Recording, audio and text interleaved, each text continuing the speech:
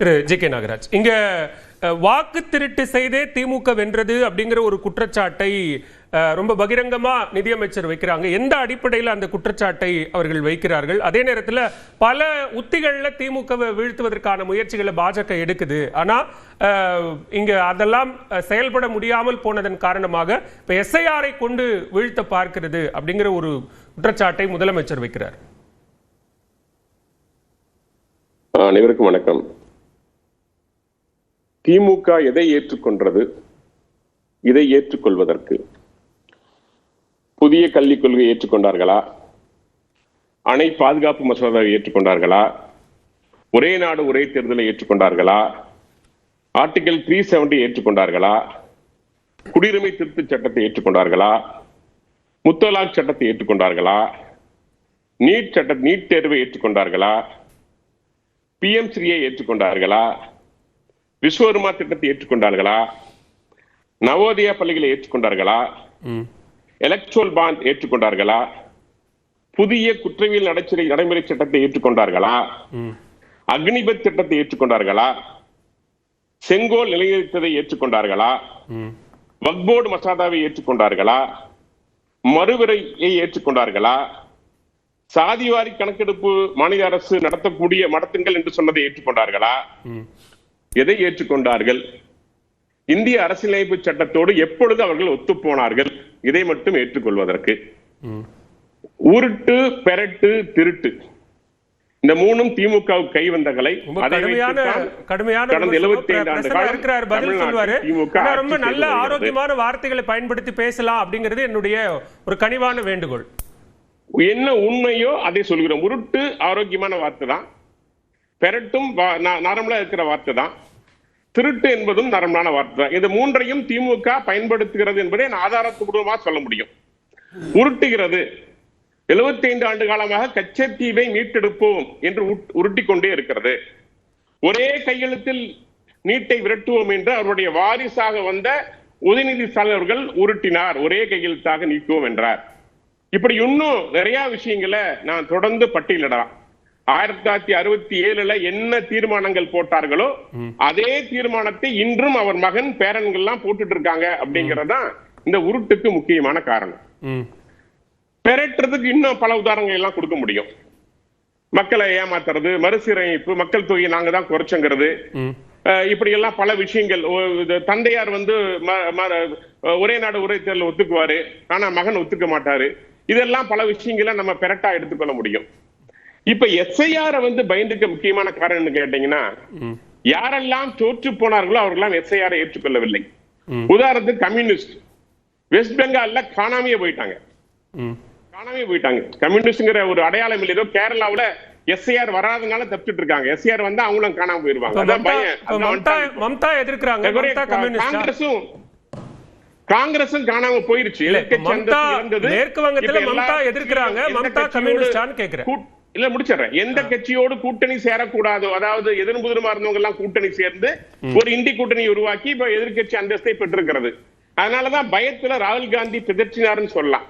இன்னைக்கு அதே பயம் நம்முடைய மாண்புமிகு முதலமைச்சருக்கும் வந்துருச்சு.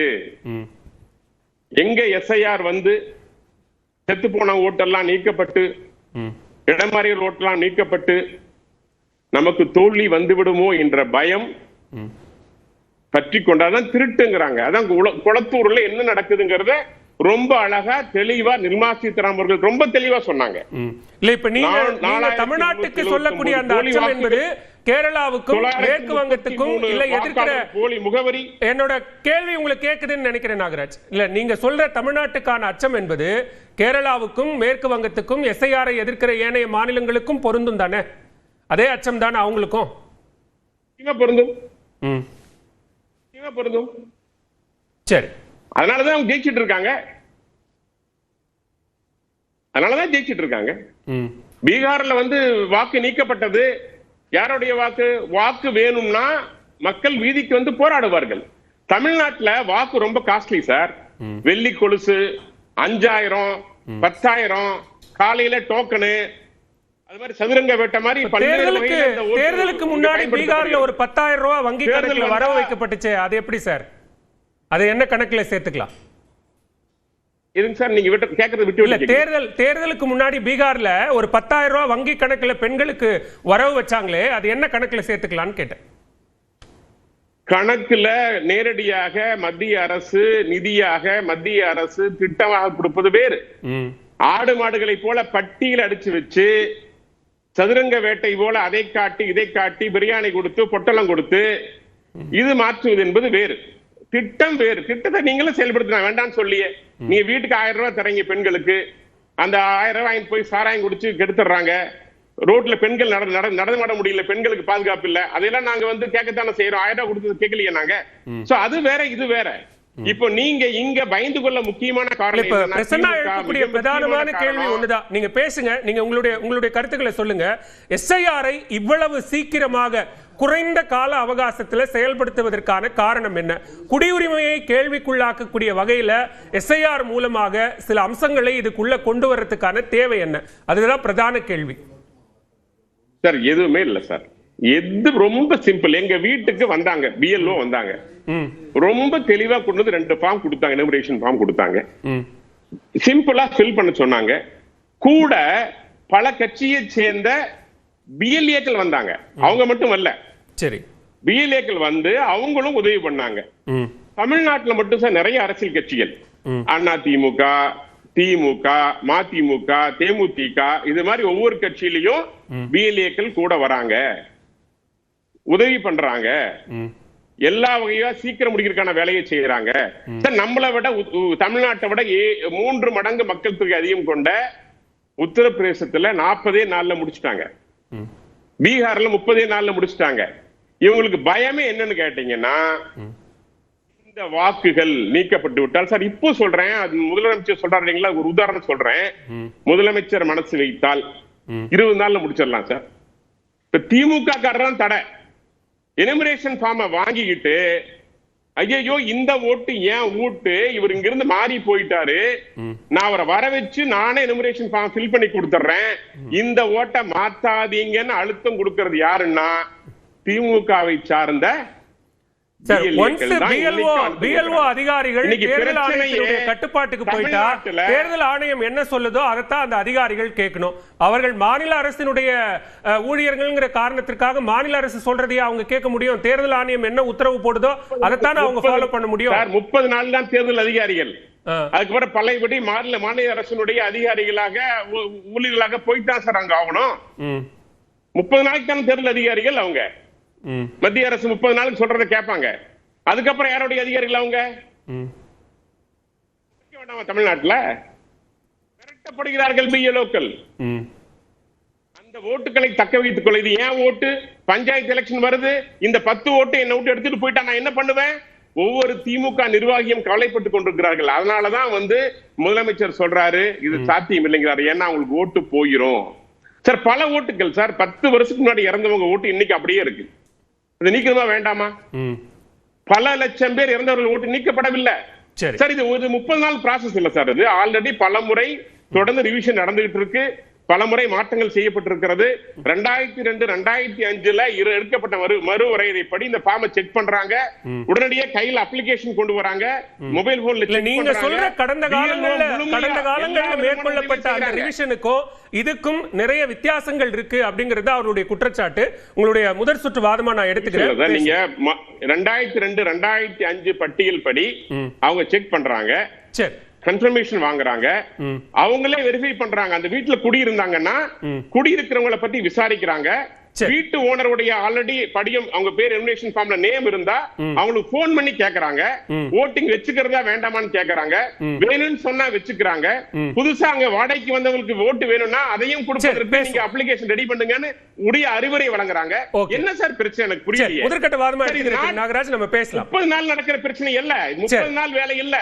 தொடர்ந்து பணிகளை தேர்தல் ஆணையம் செய்து கொண்டு வருகிறது. இந்த 30 நாள்ங்கிறது ஒரு வெரிஃபிகேஷன் டைம் மட்டும்தான். அதுக்கப்புறம் மீண்டும் உங்களை இணைத்துக் கொள்வதற்கு 3 மாத கால அவகாசம் இருக்கிறது. தேர்தல் உடனே வரப்போகுது சார். தேர்தல் உடனே வரப்போகுது. தேர்தலுக்கான கால அவகாசம் குறைவா இருக்கு. அதுதான் முக்கியமான ஒரு அம்சம் அதுல பார்க்க வேண்டியது. பேசலாம். நான் முதற்கட்ட வாதமா சரி பேசுவோம். அடுத்த சுற்று வெரி வெரி சிம்பிள். பெரிய பெரிய சூத்திரம் அல்ல. சரி பேசலாம். மக்கள் தயாராக இருக்கிறார்கள். தமிழக முதல்வர் மக்களை மடமாற்றம் செய்கிறார். அதுதான் சொன்னேன். உருட்டு பெரட்டு திருட்டு பேசுவோம். மீண்டும் ஆட்சியை தக்க வைத்துக் கொள்ள முடியாது என்கின்ற பயத்தில் எதிர்த்துக் கொண்டிருக்கிறார் தமிழக முதல்வர். பேசுவோம். திரு அருணன், இங்க தேர்தல் ஆணையம் மேற்கொள்ளக்கூடிய ஒரு எஸ்ஐஆர் நடவடிக்கைக்கு ஏதோ பாஜகவே ஒரு பூதத்தை கொண்டு வந்தது மாதிரியாக கொடிபிடித்து போராட்டம் நடத்துவது ஏன் அப்படிங்கிற ஒரு கேள்வியை நிதியமைச்சர் திமுகவுக்கும் அதன் கூட்டணி கட்சிகளுக்கும் முன்வைத்திருக்கிறார். நிதியமைச்சரே தேர்தல் ஆணையத்தினுடைய செய்தி தொடர்பாளர் மாதிரி தான் இன்னைக்கு பேசியிருக்காங்க. தேர்தல் ஆணையம்லங்க பதில் சொல்லணும். இப்ப பாஜக காரர் உருட்டு புரட்டு திருட்டுன்னு ஒரு வாட்டுக்கு ஒரே உற்சாகமா பேசுறாரு. ஓட்சோரி என்று நாடாளுமன்றத்தில் பிரதமர் மோடியை பார்த்து பாஜக ஆட்சியை பார்த்து ஓட்டு திருடர்கள் என்று வெளிப்படையாக அங்கே சொல்லப்பட்டது. அதற்கான ஆதாரங்கள் அதற்கு முன்பு கொடுக்கப்பட்டது. இப்பொழுது ஹரியானா பற்றி திரு ராகுல் காந்தி அவர்கள் அவ்வளவு ஆதாரங்களை கொடுத்து விளக்கினார். ஆமா, பல ஆங்கில ஏடுகளில் தலையங்க எழுதின.